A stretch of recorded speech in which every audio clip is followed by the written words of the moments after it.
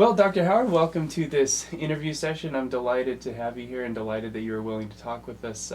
As you know, I'm teaching a class this semester on the book of Daniel, and you're also teaching a class this semester on empire, right? Mm-hmm. What's the official title? The Bible and Empire. Okay, right. So actually, I think there's a lot of interesting overlap in our two courses. You are kind of dealing with it on a broad stroke level, and then, as you know, the book of Daniel is in the thick of empire, in fact, a number of empires. So, given that you've worked on this for a couple of years, I was hoping just to ask you some questions that we can reflect on, use for reflections in my own class. So, Sure. Let's start with something really.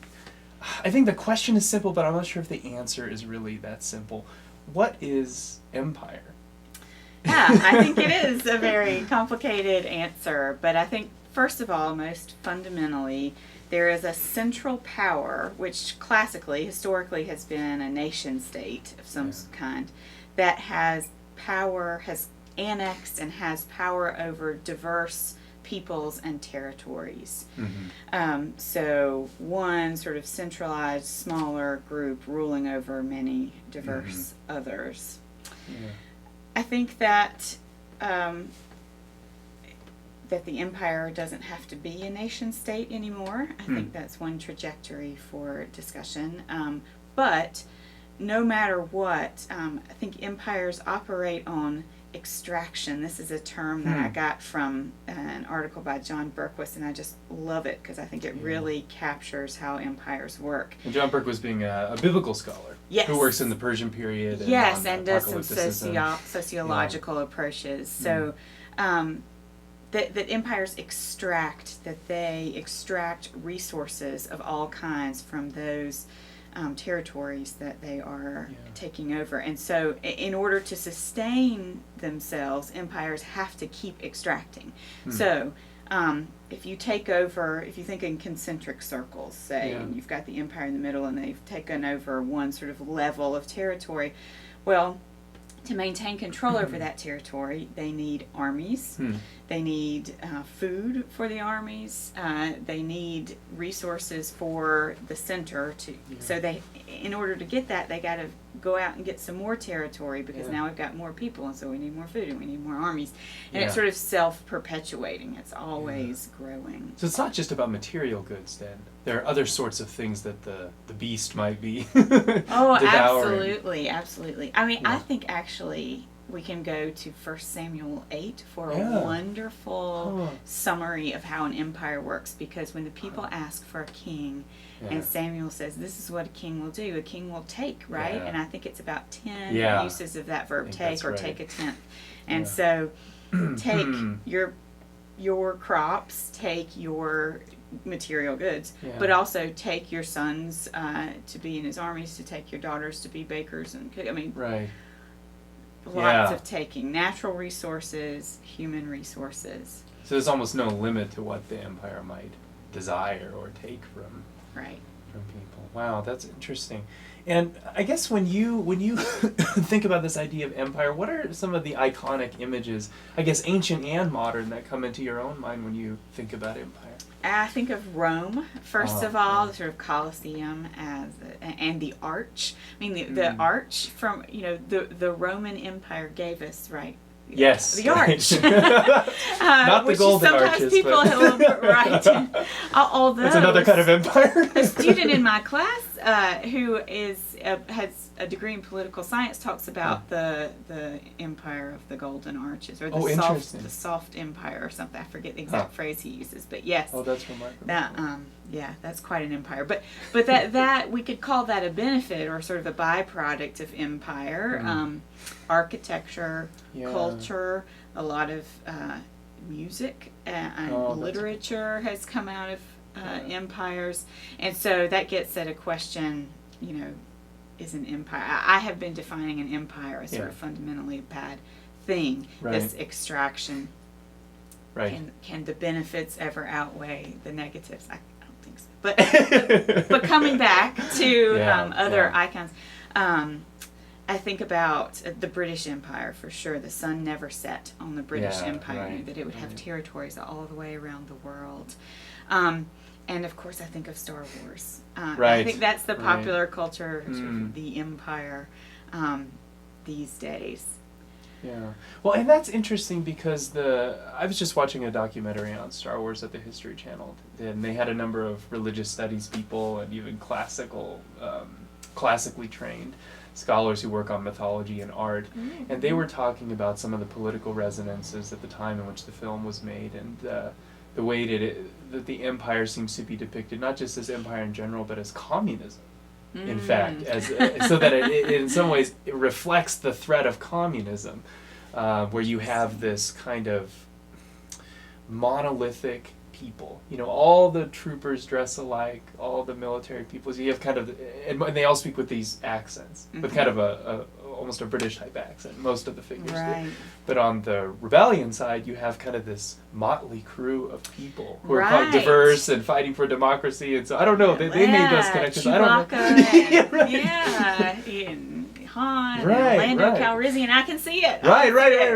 So I don't know if that's a credible reading, but well, it gets at the question of identity, which is such a central issue when we're talking about empire. Because another thing that empires tend to do is to try to flatten the identity of its subjects, or at least this is one imperial strategy. Yeah. We'll see in Persia a sort of different imperial strategy.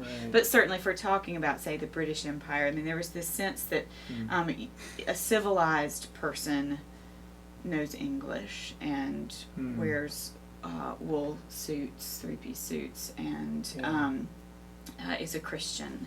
And it was the great duty of the European world to bring this civilizing influence. You spoke English.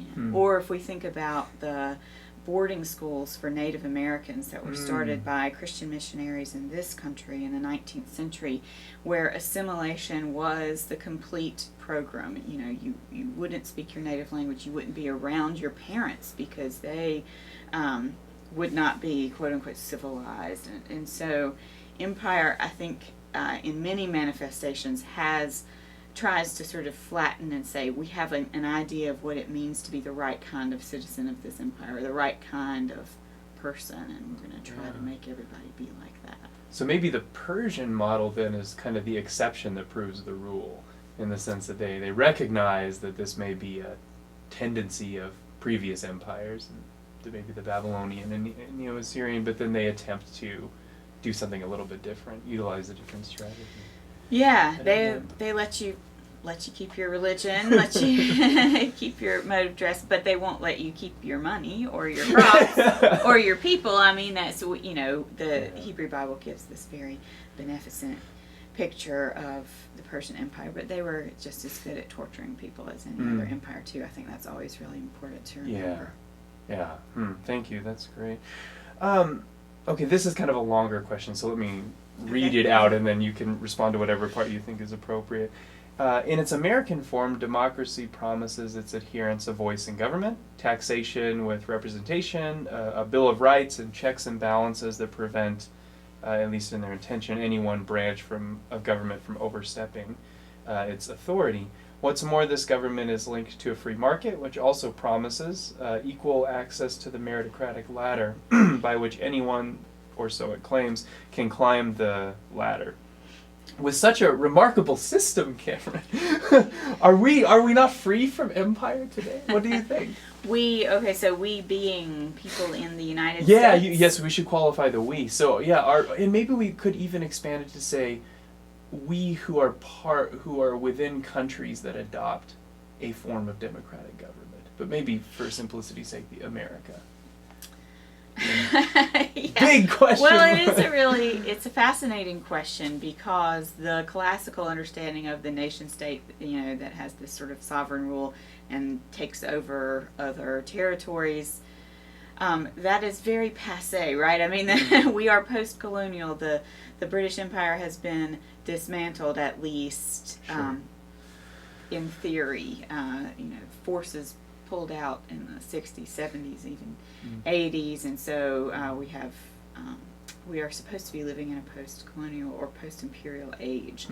I I think, though, the question of resources becomes important again, though, because if we're talking about centralized resources that are taking resources from elsewhere, then I think we have to look to corporations, or this sort of broader question of globalization, that is, the economic forces that run the world now. So even if every little country has its own government, they're not necessarily autonomous because of the way that wealth is concentrated in the world, and that power reigns. And so if we think about oil companies, for instance, which have, more revenues in a year than several of smaller countries' GDPs put together, and they go into countries that are resource rich and, set up sort of get their tentacles into those governments to make sure that they've got the right deals set up to get these resources. I mean, I think I think corporate money is one new place to think about empire today. So that even if the United States isn't one, it holds a lot of these corporations privately. Sure, right. It raises an interesting question about the role of technology in that, because on the one hand, I think many people see technology, and especially open source type thing, Wikipedia and whatnot, open source knowledge and open source just sort of coding and things like that, as a way of, really as a strategy of resistance. I think of Snowden, right? Yeah. That's one example where technology has been, I think he would see himself as a kind of resistance fighter, so an intellectual resistance fighter. But if we consider globalization, maybe technology is also a double-edged sword, in the sense that it also facilitates the movement of the market into places it would not have otherwise been. Right. So I guess maybe technology has both a Jekyll and a Hyde. Yeah, I I think don't that's know. well said. And empire itself, I mean, I've already sort of, spoiled a big reveal about the question: is empire good or bad? But I think that's a fascinating question, because semantically, I would construct empire as the bad thing. That is, oppressive structures. And let me emphasize that in all of this extraction comes oppression, comes